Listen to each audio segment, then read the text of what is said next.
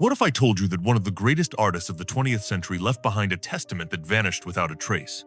A document so mysterious that its very existence has been questioned for decades. Charles Chaplin, the man who made millions laugh, the icon who defined cinema, took secrets to his grave that were supposed to be revealed to the world. But something went terribly wrong. His last will and testament disappeared, and what remains are only whispers, fragments of rumors, and a silence that screams louder than any of his films ever did. December 25th, 1977, Christmas Day. The world mourns the loss of Charlie Chaplin at the age of 88. Newspapers around the globe print tributes. Hollywood legends cry. Fans gather outside theaters showing his films. But behind closed doors, in the Chaplin family estate in Switzerland, something strange begins to unfold. The family searches for his official testament. Lawyers are called. Safes are opened. Desks are emptied. And then, nothing. The document that should contain Chaplin's final wishes, his confessions, perhaps even revelations about his controversial life, simply isn't there. Now here's where it gets interesting. Some say the testament was deliberately hidden. Others claim it was destroyed. A few insist it never existed at all. But the most disturbing theory? That Chaplin's testament contained truths so explosive that powerful people made sure it would never see the light of day. We're talking about a man who was exiled from America during the Red Scare, accused of communist sympathies, whose personal life was constantly under scrutiny. What could he have possibly written that was so dangerous it had to disappear? To understand why Chaplin's testament matters so much, we need to go back to who this man really was. Charlie Chaplin wasn't just a comedian with a funny mustache and baggy pants. He was a revolutionary, a rebel, and someone who refused to play by the rules. Born in poverty in London in 1889, he clawed his way to become one of the most powerful men in Hollywood. He co-founded United Artists, giving artists control over their own work. He created films that weren't just entertainment but social commentary that made people uncomfortable. The great dictator openly mocked Hitler when America was still officially neutral. Modern times showed the dehumanization of workers in industrial capitalism. This wasn't a man who stayed silent, but his outspoken nature came with consequences. By the late 1942, Chaplin had become a target. The FBI had a file on him over 2,000 pages long. J. Edgar Hoover personally wanted him gone. In 1952, while Chaplin was traveling to London for a film premiere, the US government revoked his re-entry permit. He was essentially exiled, banned from returning to the country that had made him a star. Chaplin settled in Switzerland with his wife Una and their 8 children, and he would never live in America again until a brief visit in 1972 to accept an honorary Oscar. So, imagine this. A man who had been surveilled, investigated, exiled, and silenced by one of the most powerful governments in the world, finally sits down to write his last testament. What would he say? Would he name names? Would he reveal secrets about Hollywood's golden age? Would he expose the people who destroyed his career? According to those who claim to have seen fragments of the document, Chaplin didn't hold back, and that's exactly why some believe it had to vanish. The rumors about what was actually in Chaplin's testament are as wild as they are fascinating. One persistent story claims that Chaplin wrote extensively about his relationships with young women, something that had haunted him throughout his career. He was married 4 times, and his second wife, Lita Gray, was only 16 when they married. He was 35. The scandal nearly destroyed him. A messy divorce revealed details that tabloids feasted on for years. Some say his testament contained apologies, justifications, or perhaps confessions about this dark chapter of his life. But was that enough to make a document disappear? Maybe. Or maybe there was something even bigger. Another theory involves Chaplin's alleged connections to communism. Remember, this was the height of the Cold War paranoia. Chaplin was never a member of the Communist Party, but he sympathized with leftist causes and refused to declare his political allegiance when pressured. Some researchers believe his testament named Hollywood figures who were actual informants for the FBI, people who betrayed their colleagues during the McCarthy-era witch hunts. Imagine the chaos. If those names had been made public, careers would have been destroyed retroactively, reputations shattered, families torn apart.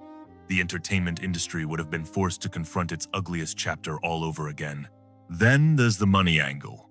Chaplin died a wealthy man, worth an estimated $100 million in today's currency. His films continued generating revenue. He owned rights, properties, and valuable assets. A proper testament would have detailed exactly how that fortune should be divided. The official story is that his wife Una and their children inherited everything smoothly. But some financial investigators have pointed out inconsistencies in the estate's documentation. Money has a way of making documents disappear, especially when the amounts involved are this substantial. Could family members themselves have had reasons to hide the real testament? Now let's talk about the evidence, or rather the suspicious lack of it. When someone as famous as Charles Chaplin dies, there's a paper trail. Legal documents, witnesses, notaries, lawyers, all leaving records that historians can trace. But with Chaplin's testament, that trail goes cold in bizarre ways. Swiss authorities, who should have copies of any legal documents filed in the country, claim they have nothing beyond basic estate transfer papers. Chaplin's personal lawyer at the time, a man named Jacques Secretan, died in 1984, and his files were reportedly destroyed in a fire at his office. Convenient, right? Too convenient for those who believe in the cover-up theory. But here's where the story takes an even stranger turn. In 1978, just 3 months after Chaplin's death, his body was stolen from the cemetery in Corsier-sur-Vevey, Switzerland. 2 men dug up his coffin and held it for ransom, demanding money from the family. They were eventually caught, and Chaplin's body was recovered and reburied in a theft-proof concrete grave. The official explanation was that these were just desperate criminals looking for quick cash. But some investigators have always wondered if there was more to it. Was someone trying to send a message? Was the grave robbery connected to the missing testament? Were they looking for something Chaplin might have been buried with? The timing seems too coincidental to ignore. There's also the testimony of a former Chaplin estate employee who came forward in the 1,990 seconds claiming she had seen a thick leather-bound document in Chaplin's study just days before his death. She described it as having his name embossed on the cover and said it was at least 50 pages long. She never saw it again after his death. When she asked about it, she was told to stop asking questions if she valued her job. She quit shortly after. So, what do we actually know for certain? The truth is frustratingly little.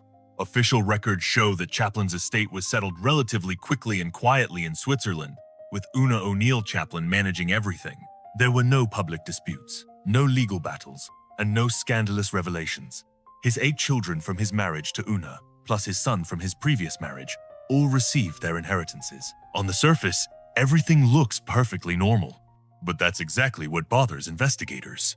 For a man as complex and controversial as Chaplin, whose entire life was filled with drama, scandal, and conflict, his death and estate settlement seem almost suspiciously peaceful. Compare this to other Hollywood legends.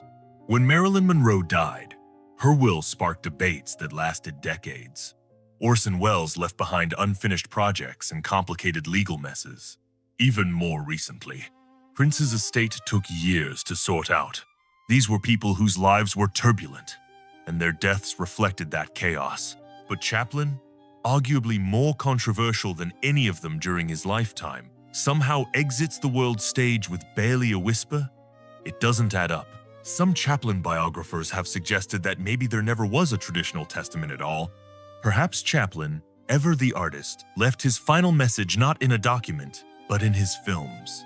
His last production, A Countess from Hong Kong, released in 1967, didn't receive the acclaim he hoped for. Yet his 1,964 autobiography became a worldwide bestseller. Maybe he felt he had already expressed everything he needed to. Maybe the idea of a missing testament exists, because we, as observers, hope for one more hidden insight from a man who communicated so much through silence and movement. Still, questions endure. Decades after Chaplin's passing, the story remains unresolved. Was there truly a written testament that vanished? Or is this simply a tale that expanded over time? The truth is that we may never have a definitive answer.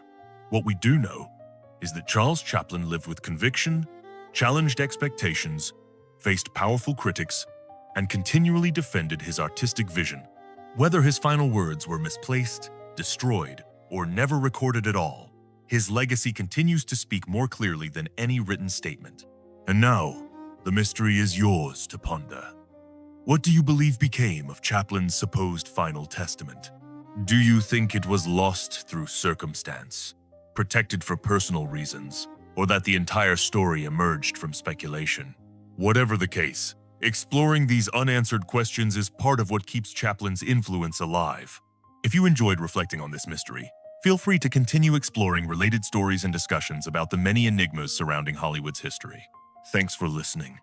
And remember, some questions endure not because they hide a secret, but because they invite us to look closer.